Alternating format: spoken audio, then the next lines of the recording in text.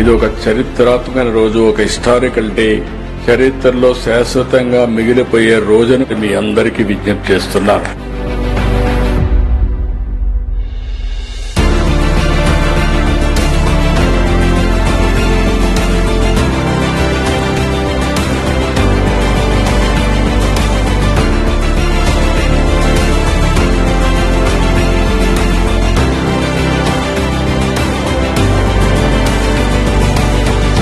సమాజమే దేవాలయం, ప్రజలే దేవుళ్ళని చెప్పినటువంటి వ్యక్తి నందమూరి తారక రామారావు గారు అని చెప్పి నేను మీకు తెలియజేస్తున్నా.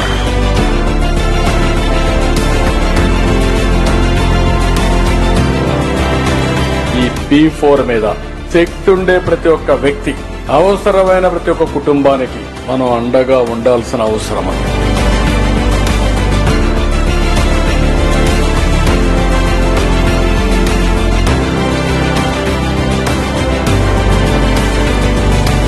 బంగారు కుటుంబాలు 98,000తో స్టార్ట్ అయింది. 13,40,697 బంగారు కుటుంబాలని అడాప్ట్ చేసుకునే పరిస్థితికి వచ్చారు. అది కూడా ఈ సమయంలో ఇప్పటికి.